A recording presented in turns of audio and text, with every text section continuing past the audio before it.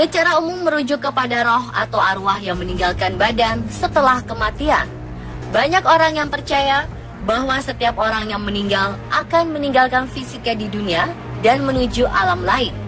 Beberapa di antaranya bahkan percaya bahwa orang yang meninggal secara tragis, arwahnya akan mendiami tempat tersebut.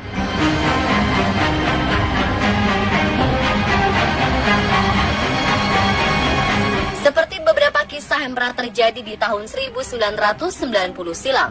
Kala itu, seorang wanita bernama Elizabeth Ptolomeo mendapati sosok aneh dalam hasil jepretannya.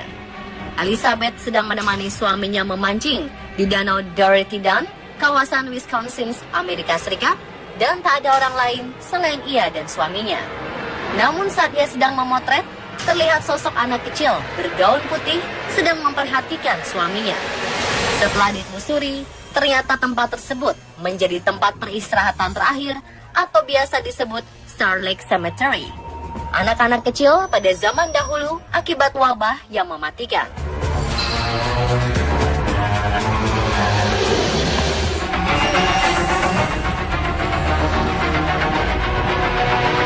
Penampakan serupa juga pernah terjadi di Lisbon Bar, Liverpool, Inggris.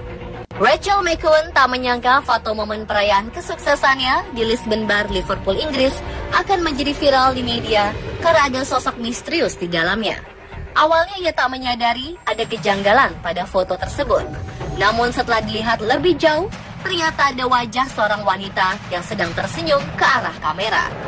Wajah wanita tidak dikenal itu tiba-tiba muncul di antara wajah teman-teman Rachel. Dilansir dari laman Mirror, di Lisbon Bar memang ada dua hantu yang kerap muncul dan sering menampakkan diri, yaitu hantu wanita tidak dikenal dan hantu pemilik The Lisbon, Sir Archibald Totten Salvage, yang meninggal di tahun 1928.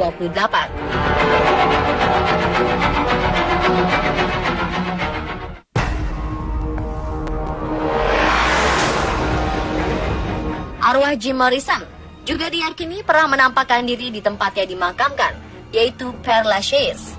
Saat itu seorang pria yang tak diketahui namanya berfoto di depan makam sang musisi.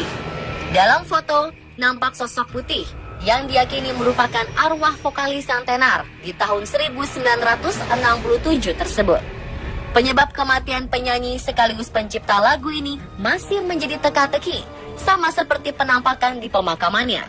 Benarkah itu Jim Morrison?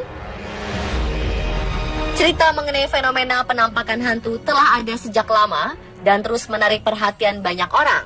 Kemunculan penampakan hantu merupakan hal yang tidak dapat dijelaskan oleh banyak orang. Namun ada segelintir orang yang mengklaim mampu menjelaskan hal tersebut secara ilmiah. Lalu, benarkah hantu itu ada? Selama bertahun-tahun, seorang ilmuwan saraf asal Kanada bernama Michael Presinger mempelajari tentang efek elektromagnetik terhadap persepsi manusia terhadap hantu. Hal tersebut dilakukan dengan anggapan dasar tentang apa yang memunculkan ladang magnetik, menganalisa yang tak terlihat secara kasat mata, serta apa yang membuat seseorang merasakan hal tersebut sebagai kehadiran hantu. Menurut Michael, ladang elektromagnetik disebabkan adanya pola aktivitas aneh di otak yang membuat seseorang merasa ada hantu di dekatnya. Dalam studinya, ia menyebutkan, jika seseorang diterpa ladang magnetik yang lemah selama kurun waktu 15 hingga 30 menit, orang tersebut akan memiliki persepsi bahwa ada kehadiran yang tak kasat mata di ruangan tempat ia berada. Hal ini sedikit membuktikan bahwa hantu sebenarnya hanyalah persepsi otak yang terganggu karena faktor lain. Salah satu indikasinya adalah kemunculan bayangan yang sering dikaitkan dengan penampakan hantu.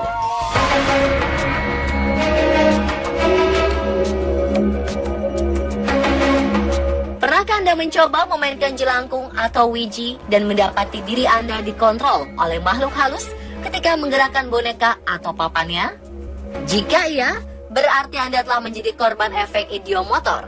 Efek ini ditemukan oleh Michael Faraday, seorang ahli fisika di bidang kelistrikan dan dinamo. Efek idiomotor diketahui mempengaruhi pola gerakan tangan akibat kontraksi otot yang dipengaruhi oleh stimulus di otak. Dijelaskan saat mendapatkan sugesti tertentu, otak memproses suatu ekspektasi yang bisa secara otomatis menggerakkan otot tangan. Gerakan-gerakan inilah yang dianggap sebagai gangguan dari makhluk halus. Fenomena ini mirip dengan yang dialami oleh korban hipnotis. Akibat sugesti yang ditanamkan ke otaknya, korban hipnotis dipercaya mampu menggerakkan tubuhnya atau bereaksi secara tidak sadar.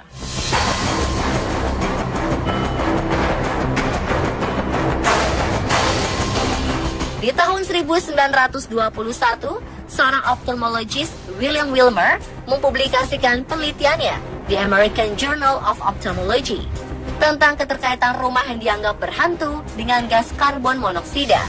Ia bercerita ada sebuah keluarga berinisial H yang sering mendengar suara pintu terbuka sendiri, perabotan yang bergeser, dan langkah kaki orang di sebuah ruangan kosong. Pada malam hari, salah satu anggota keluarga terbangun dan melihat sosok pria dan wanita berdiri memperhatikan sebelum akhirnya hilang. Tanaman di rumah itu pun kian lama layu dan mati. Apakah itu adalah gangguan hantu? Setelah diselidiki, ternyata barulah diketahui bahwa telah terjadi kebocoran perapian di rumah tersebut. Perapian yang seharusnya membuang residu asap ke cerobong namun berbalik ke dalam rumah. Berdasarkan penelitian, gas karbon monoksida mampu diserap lebih baik oleh tubuh manusia dibandingkan oksigen yang sangat dibutuhkan oleh tubuh dan otak. Keracunan gas ini dapat membuat seseorang lemas seketika, sesak nafas, pusing, berhalusinasi, hingga kematian. Ini juga terjadi di tahun 2005 pada seorang wanita yang tak diketahui namanya. Ia berhalusinasi saat mandi ada sosok hantu yang memperhatikannya. Ternyata wanita tersebut keracunan gas karbon monoksida yang berasal dari alat air panas yang rusak.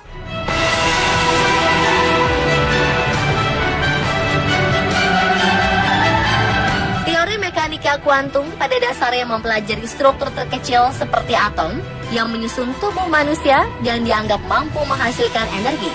Menurut para ahli, teori mekanika kuantum sering dikaitkan dengan keberadaan manusia setelah mengalami kematian.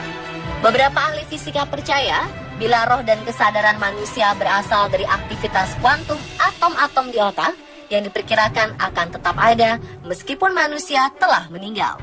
Kumpulan dari energi kuantum inilah yang sering dikaitkan dengan penampakan cahaya yang terlihat di sekitar pemakaman atau tempat angker lainnya.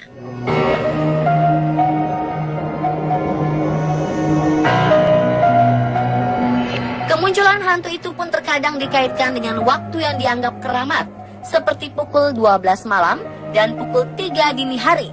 Benarkah demikian? Ternyata, waktu tersebut juga memiliki penjelasan dasar.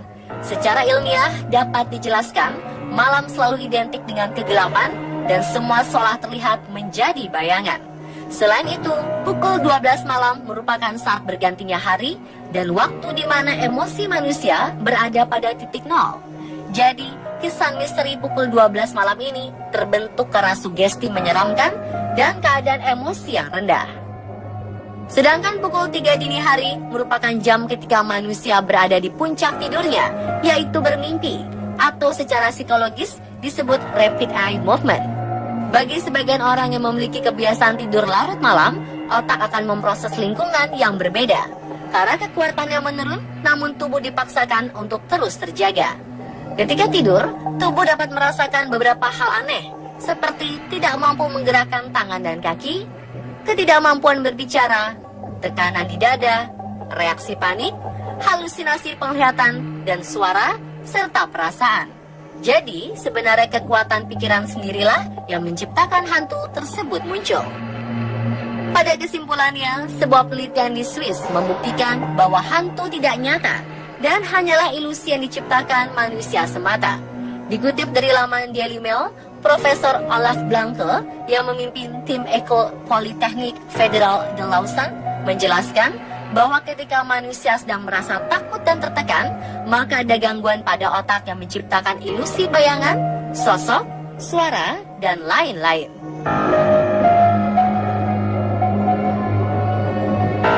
Dan pemirsa, itulah penjelasan benarkah hantu itu ada versi on the spot.